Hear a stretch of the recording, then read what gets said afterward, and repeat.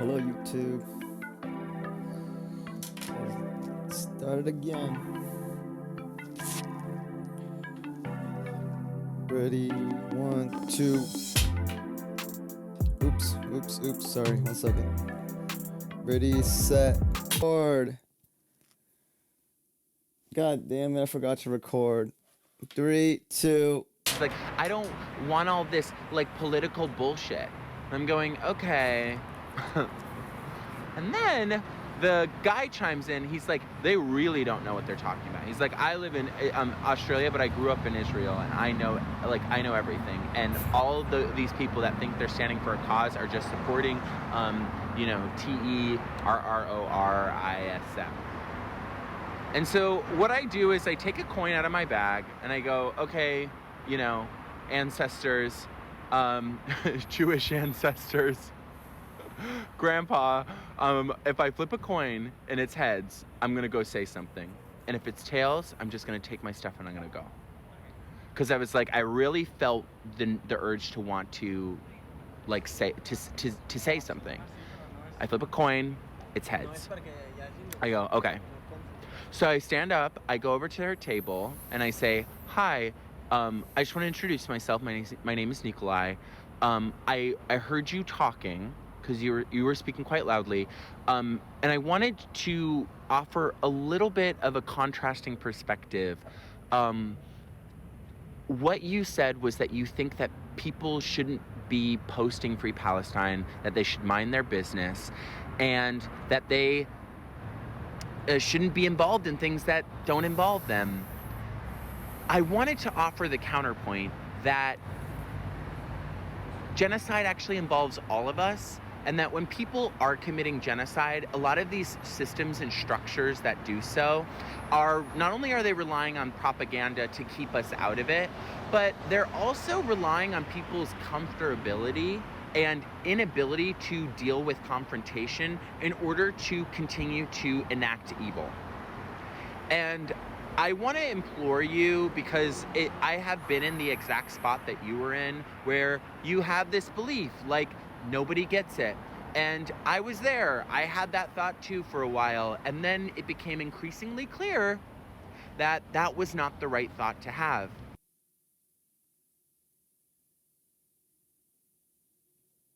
And that actually that was the work of propaganda.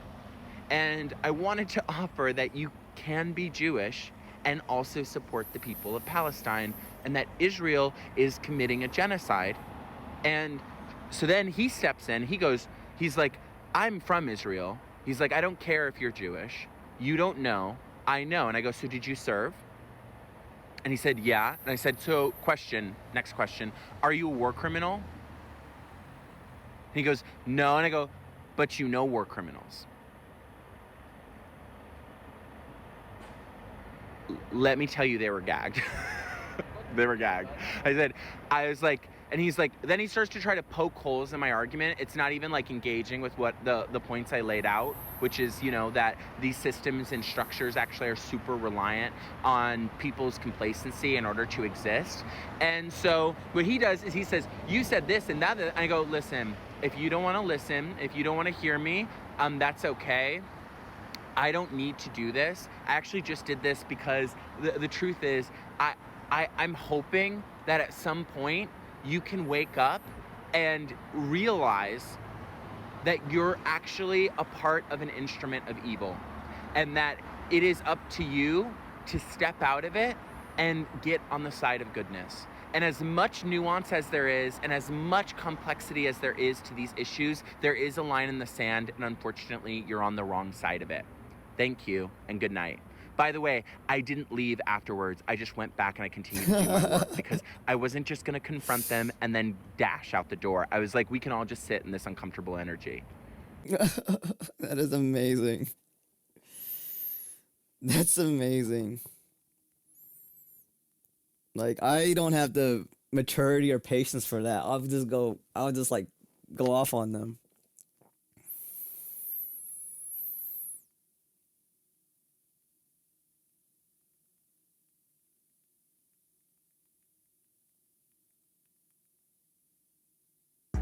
Did you know that Iran was the only country in the world that armed Bosnia during the Bosnian genocide? And on the other hand, Israel armed Serbia and contributed to the genocide of the Bosnian people. The West imposed an arms embargo on Yugoslavia to prevent violence, but all of the weapons of Yugoslavia were already in Belgrade. So Serbia had all of the weapons and Bosnia had nothing. As more and more concentration camps popped up across Bosnia and over 100,000 Bosnian Muslims were killed by Serbian Chechnik forces, Bosnia was legally blocked from defending itself. Actually, my father was a survivor of one of these camps. Iran was the only country in the world to arm Bosnia with as much weaponry as they could transfer during an arms embargo. Iran sent thousands of tons of weapons, along with military trainers and intelligence officers. And a lot of Bosnians believe that if it weren't for that support, Bosnia would not exist today. At the same time, Israel was arming Serbia through secret arms deals despite there being an arms embargo. And actually, UN personnel reported mortar shells with Hebrew writing on it. Serbs were carrying Israeli Uzi submachine guns, and Ratko Mladic was considered the butcher of Bosnia, the man who facilitated the Srebrenica genocide, which slaughtered 8,372 Bosnian Muslim men and boys, wrote in his diary, Israel offered us 500 free submachine guns and to train us for free in Greece. There was actually a petition to investigate Israel's secret arms deals with Serbia during the Bosnian genocide, but Israel rejected it, claiming that it would damage Israel's state security and foreign Mother effer. relations. And the US only intervened when Bosnians began successfully reclaiming their territory. And a little known fact is that Bosnia actually had its own Aaron Bushnell. In 1993, a man by the name of Graham Bamford set himself on fire in front of the Parliament of London in protest of the Bosnian genocide. So when you consider this history, you can understand why memory shapes the way that Bosnians view global politics today. Rest in peace, Graham Bamford.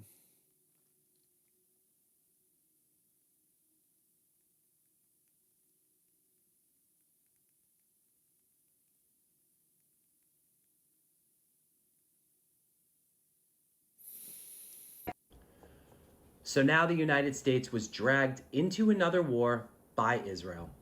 8 out of 10 Americans are completely against it. Did you know that last night the Omani foreign minister said that Iran had crossed its own red line, that it would give up its entire stock of enriched materials, agreed to zero accumulation, zero stockpiling, and full verification of their entire nuclear program. But Trump never cared about that. Our media never reported it because it was never about that. This was a sloppy rerun of Iraq. From our politicians to our media, same talking points, same urgency, same trust us. It didn't matter what Iran said or did. The decision was already made by Tel Aviv. The buildup was performative, the outcome was predetermined, but here we are. You don't need me to tell you how this goes. The story was already written. Just read my caption. From the first bomb to mission accomplished to what came after. We've seen this movie before.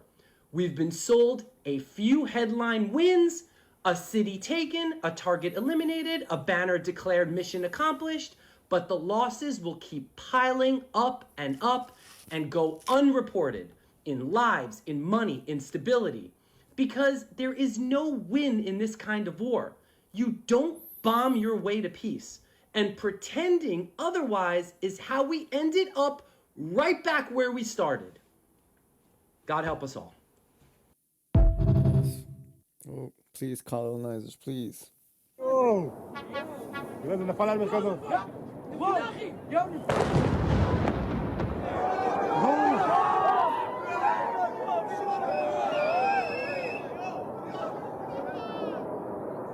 Oh my God!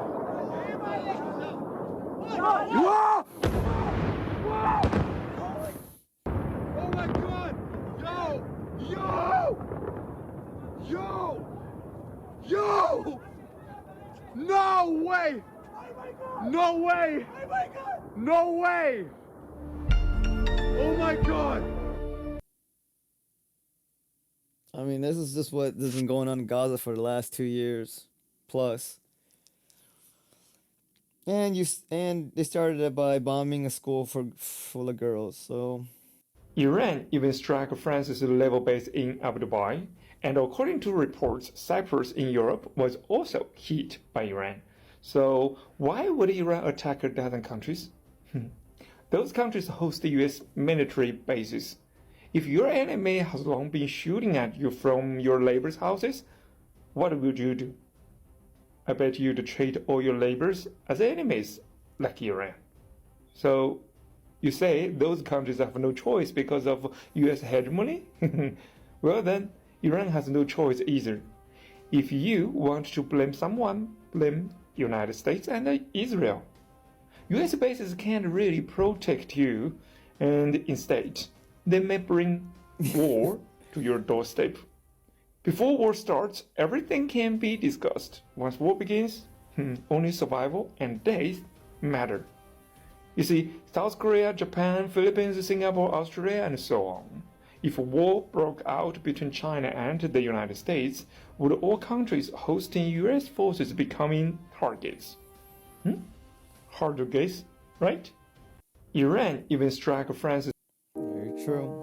They won't just do a close-in hit They'll blow up the entire city block. where you live. This guy's talking about Israelis. They'll kill 1,000 people. Just to get you. And they don't care. And then they say, What are you going to do about it?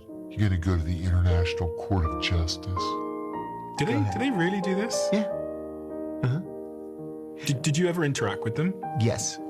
And how did you find them to be? Miserable. My very first briefing that I ever gave as a junior analyst was to the Israelis. My boss said, okay, he says, you're going to give your first classified liaison briefing. So it's going to be the Israelis, and there are a couple things you should know. I said, okay. He said, we don't allow the Israelis into the building. Ever. I said, why not? He said, because they spy on us. Not only do they spy on us, they would always bring gifts. Like, oh, we brought this wonderful gift for you. And every time somebody tries to bring something in, you have to x-ray it. And it's got listening devices, and it's packed with 2 years worth of batteries. We're like, you guys, you have to stop doing this. Every time you come here, you try to bug our conference rooms. It's bad form. You have to stop doing it. And then they're like, oh, okay. We knew you would find it. We're just kidding. Come on. So we have to meet them Miles away from headquarters. Alright, yeah, so I messed up and didn't record when I started doing this like an idiot. So this video is kind of short, which is okay.